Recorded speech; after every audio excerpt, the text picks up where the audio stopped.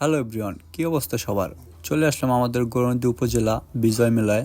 চলমান বিজয় মেলার স্থান সরকারি গৌরনদী পাইলট মাধ্যমিক বিদ্যালয়ের মাঠে। আর এই বিজয় মেলা নাকি আরও কয়েকটা দিন থাকবো। আসলে বিজয় মেলায় দেখার মতো আহামরি কিছু নেই, জাস্ট একটা উৎসব, আনন্দ ফুর্তি, এইটাই।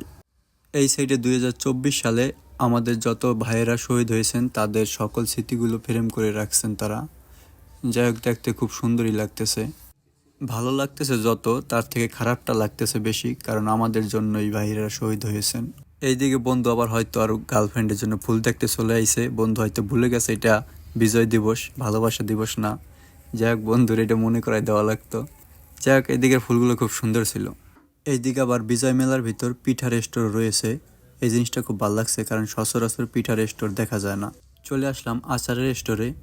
এইটা কাকায় বলতেছিল তাদের নাকি কাশ্মীরের আচার, আর এইখানে নাকি সর্বনিম্ন 50 টাকার আচার বিক্রি করে থাকেন।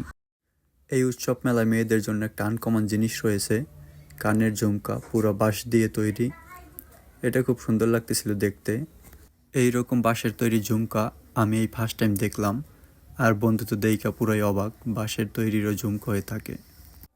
এই হয়েছে বিজয় মেলার সম্পূর্ণ ভিউ। আর এইখানে বিকালে অনুষ্ঠান হয়ে থাকে, এই জন্য তারা স্টেজ করে রাখছেন। ঠিক আছে ব্রিয়ান, আল্লাহ হাফেজ, সবাই ভালো থাকবেন।